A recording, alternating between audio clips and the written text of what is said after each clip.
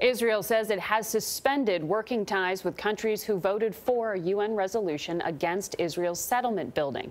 Israeli Prime Minister Benjamin Netanyahu is furious at world powers and other countries over Friday's vote. The resolution condemned Jewish settlements in the occupied West Bank and East Jerusalem. It said they are a violation of international humanitarian law. Now, the U.S. could have vetoed it, but abstained, which allowed the measure to pass. Ian Bremmer is with us now. He's founding president of Eurasia Group, a global political risk consulting company. Ian, good morning. Good to be with you guys. And I think furious is the right word. Benjamin Netanyahu has taken to Twitter. He has spoken out strongly against this. If it's simply a symbolic vote, what is he so angry about? Well, there's a lot of manufactured anger. Netanyahu's a lot less popular now in Israel than he was a couple of years ago during last election, and also his majority in the Knesset, the Israeli parliament right now, is literally one seat. So this is a way to manufacture outrage at the international community. He's a patriot standing up against all these other countries. He's the one that can defend Israeli patriotism. That's, no question, that's useful for him at home right now. But for, in response to a vote taken against Israel, with Obama abstaining literally 4 weeks before Trump comes in and undoes it all, it's pretty weak from the United States. And Netanyahu says he's going to continue building settlements despite all this, and perhaps has the support of the president-elect. He does have the support of the president-elect. He will have the support of the president-elect's choice for ambassador to Israel. But he doesn't have the support of a lot of the Israeli people.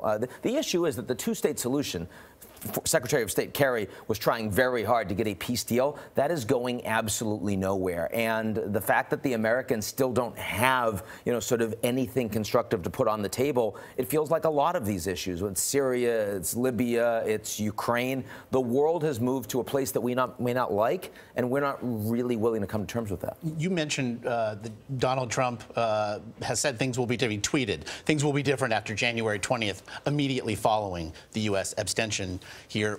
How different are we talking? Well, the biggest way they'll be different is that the United States is not going to be providing as much support for the United Nations. I suspect that will be politicized. Trump is not going to like these multilateral institutions. He thinks as binding the United States at obligations that we don't necessarily want to fulfill. And so he's going to use American funding as a stick to get outcomes that he would prefer. But on Israel itself, under Obama, under Bush, under Trump, or under Hillary Clinton, Israel is America's best friend in the Middle East, and it's not even close. The fact that we decided to abstain when the rest of the world is voting in favor of this resolution after Obama works out with Netanyahu a $38 billion defense deal for 10 years, the biggest the U.S. has ever given to any country, there's no question that this is being overhyped. And in the United States, diasporas tend to be a little more radicalized than the populations on the ground. That's true with the Ukrainians, the Greeks, the Armenians. It's true with Israel, too. This would be a lot ado about much less in other countries in the world. Ian, it's no secret that President Obama and Netanyahu did not have an especially warm relationship. How much of this was personal?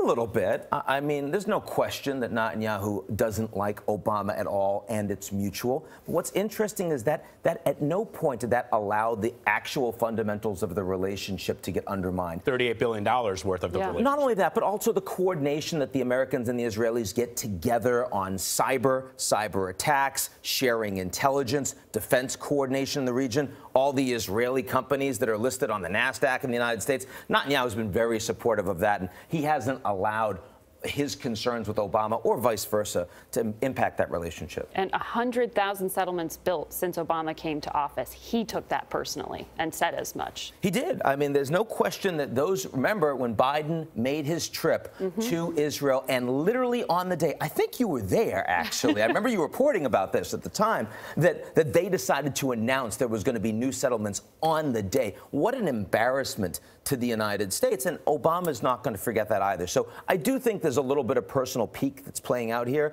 but we should recognize it has no impact on the relationship. We saw another announcement like that above the fold in the New York Times today. Exactly. That's right. Ian Bremmer, as always, we thank you for analysis. Appreciate it.